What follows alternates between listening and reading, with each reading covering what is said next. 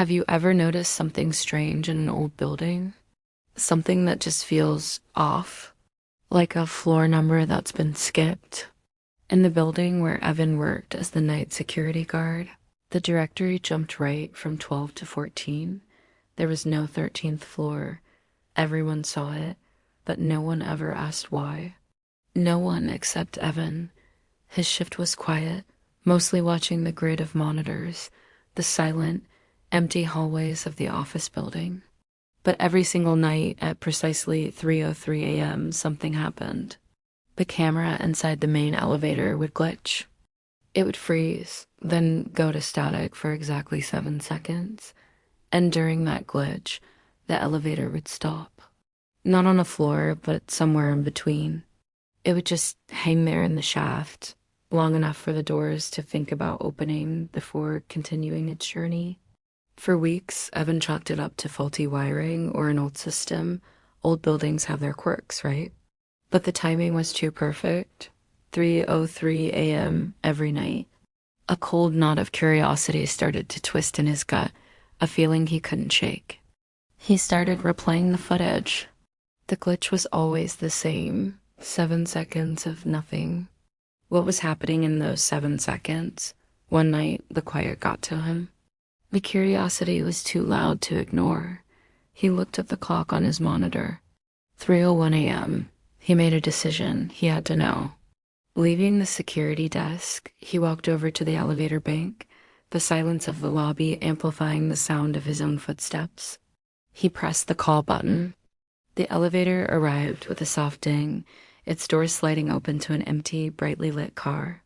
He stepped inside. The air was cool, sterile. He didn't press a button. He just waited. The clock on his watch ticked over to 3:02. He watched the floor indicator, ground floor. The doors remained open. The seconds stretched on, feeling like minutes. His heart started to pound a little faster.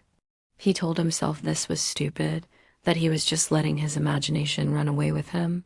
Then the clock on his phone screen changed. 3:03 a.m. It was instant. The elevator jolted, a sudden, sharp movement that made him grab the handrail. The doors slid shut with a decisive thud, and the car began to ascend. He watched the floor indicator. 2, 3, 4. Everything seemed normal. He was about to feel foolish until it passed 12.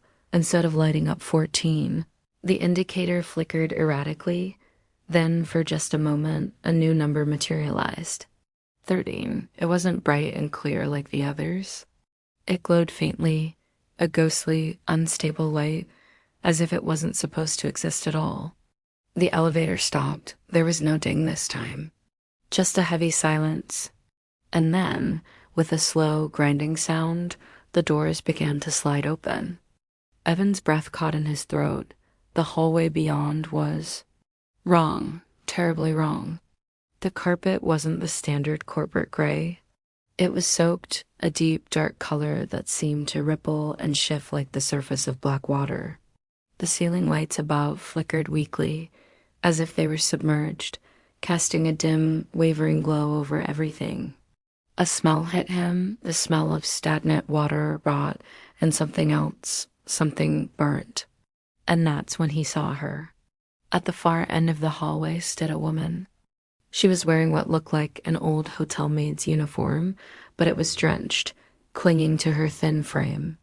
Her dark hair was plastered to her face and neck, and water dripped endlessly from the cuffs of her sleeves, forming dark puddles on the already soaked floor. She wasn't moving. She wasn't even blinking. Her eyes, wide and dark, were fixed on him. A single sharp ding echoed from the elevator panel, breaking the spell. Evan didn't think. He reacted. His hand flew to the control panel, hammering the closed door button over and over. For a terrifying second, nothing happened. The doors seemed to hesitate, as if something was holding them open. He could feel the woman's gaze on him, a heavy, cold pressure. Finally, the doors began to close, shutting out the horrifying sight of the flooded hallway and the silent, dripping woman.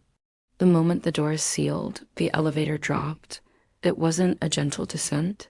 It was a hard, stomach-lurching plunge that felt like a free fall. It stopped just as abruptly at the lobby, the jolt sending him stumbling against the wall. The doors opened to the familiar, safe emptiness of the ground floor. Evan scrambled out, his heart racing so fast he felt dizzy. He sprinted back to the security desk, gasping for breath, and looked at the monitors. The elevator camera feed was back online. It showed the empty elevator car perfectly normal. The 7-second glitch had passed.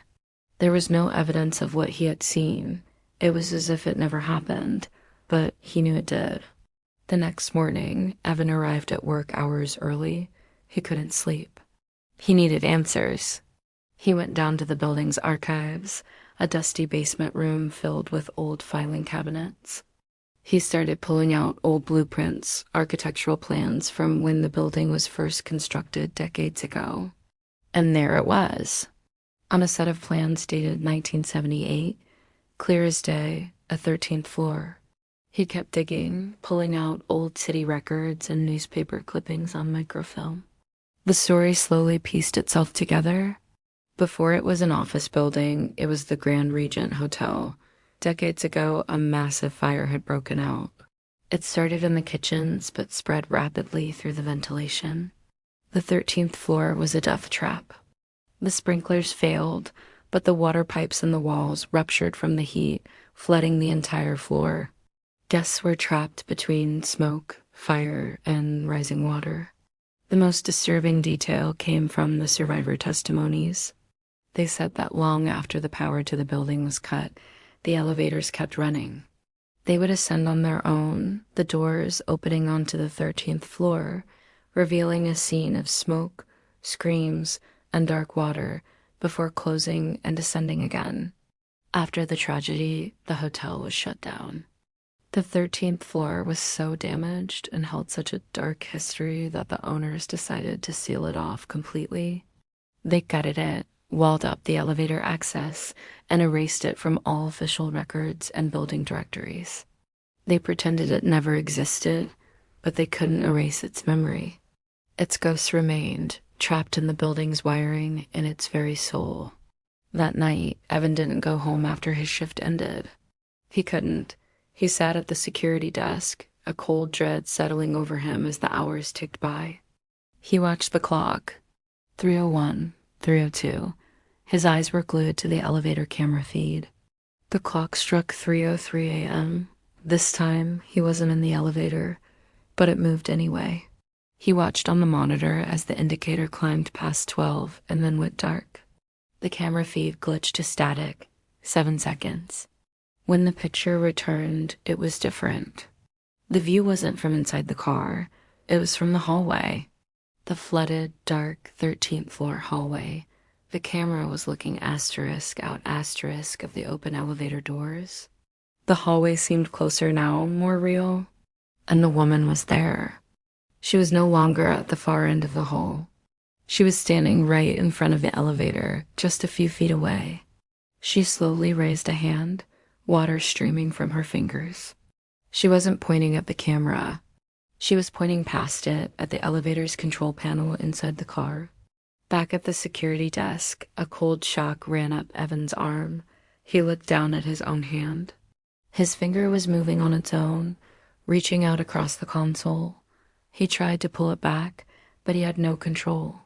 He watched in horror as his own finger pressed a button on the remote elevator control panel. The button for the 13th floor. On the monitor, the view from the hallway camera shook, and then the doors began to close. The elevator car, now summoned, began to descend towards the lobby, towards him. The camera feed from inside the car cut out completely. A moment later, the main monitor, the one showing the elevator bank in the lobby, went black. All he could hear was the hum of the computers and the frantic beat of his own heart. The next morning, the day shift guard found the lobby in a strange state. The doors to one of the elevators were wide open, stuck. A large pool of dark, murky water had collected on the floor of the car and was seeping out onto the marble tiles of the lobby. There was no sign of Even. His station was empty. His car was still in the parking garage. He was simply gone. They never found him.